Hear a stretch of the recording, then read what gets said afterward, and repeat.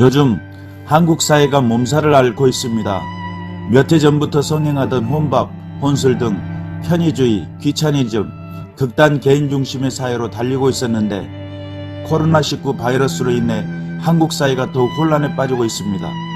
두려움과 염려로 관계가 두절되고 있고 함께 모여서 하나님께 드릴 예배마저도 포기해야 한다고 외치는 난감한 시기라고 생각합니다. 이 사회와 세상 사람들은 이야기합니다. 집단으로 예배 드리다가 바이러스를 더 퍼뜨리는 것은 암묵적인 살인이라고, 광적인 모임을 멈추라고, 불안과 두려움이 가중되고 있는 이때에 너 때문이라는 대상을 만들어서 불안과 두려움의 생각을 조금이나마 해소하려는 사람들이 생겨난 때입니다. 우리 믿음의 성도들은 이 시기에 어떻게 해야 할까요? 계속 움츠리고만 있어야 할까요? 오늘 본문의 말씀 바울의 고백이 나옵니다. 디모데후서 4장 7절 말씀에 나는 선한 싸움을 싸우고 나의 달려갈 길을 마치고 믿음을 지켰으니 라고 고백합니다. 디모데후서가 기록된 시기를 AD 66년 말 또는 67년 초경으로 보고 있습니다. 바울이 순교한 시기를 67년 또는 68년이라고도 이야기합니다. 다시 말해 바울은 자신에게 죽음이 임박해 오는 것을 느꼈으며 디모데후서를 기록하면서 자신이 달려온 믿음을 점검하고 있습니다. 바울이 살던 시기는 어떠했을까요? 초기 기독교회는 거대한 로마 제국으로부터 무자비한 탄압을 받았습니다. 그리스도인이 된다는 것은 평범한 일상의 생활마저도 거부되어지는 세상이었습니다. 믿음의 공동체가 된다는 것은 죽음을 각오해야만 했던 시대였습니다. 네로 황제가 로마를 다스리고 있을 때에 64년 로마를 휩쓸었던 대화재 사건이 있었고 그 화재로 도시가 파괴되는 것을 이용해 네로는 로마를 그리스식으로 재건했으며 로마시 전체의 3분의 1 크기인 궁전 황금저택을 짓기 시작했지만 완성하지는 못했습니다. 로마는 화재의 책임을 짊어져야 될 대상을 기독교인들에게 돌리려고 했고 그 때문에 기독교의 박해가 본격적으로 시작되는 계기가 되었습니다. 얼마나 큰 박해였던지 그 시기에 수많은 기독교인들이 순교를 당했습니다. 기독교인들을 처형하는 방법들은 맹견과 사자의 밥 또는 십자가형으로 못 박아 죽였으며 화형과 또는 교수형이었습니다. 그 시기에 바울이 순교하고 순차적으로 베드로의 순교로 이어졌습니다.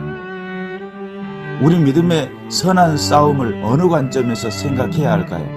이 세상의 이목의 선한 싸움의 기준을 맞춰야 할까요? 교회가 사회에서 소외되고 박해가 심할 때는 오직 예수, 오직 말씀, 오직 교회 공동체, 생명 공동체였습니다. 또한 기독교 교회 공동체를 다른 말로 예배 공동체라고도 할 수 있었습니다. 원형 경기장에서 순교하는 상황에서도 찬송이 울려 퍼졌으며 기도하며 순교하였습니다.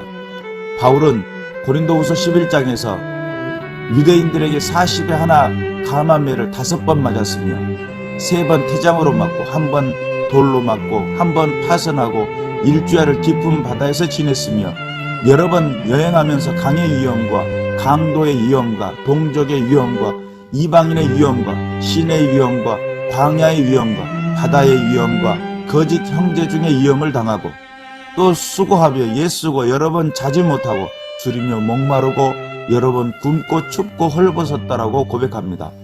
그러한 역경과 고난에서도 바울의 염려와 고민은 고린도후서 11장 28절에 날마다 내 속에 눌리는 일이 있으니 곧 모든 교회를 위하여 염려하는 것이라고 고백합니다.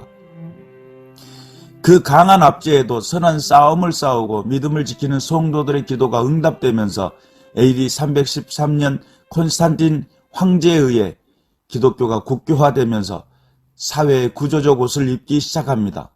생명을 건 예배 공동체가 사회의 규제에 길들여지기 시작하고 적절한 타협점을 찾으며 이 사회를 품고 기도해야 할 교회들이 세상의 난리와 소문으로 찾아온 두려움에 동조하며 불가능을 가능케 하시는 하나님보다 우리의 안전과 이 땅에서 생존이라는 이유만 남아버리게 됩니다.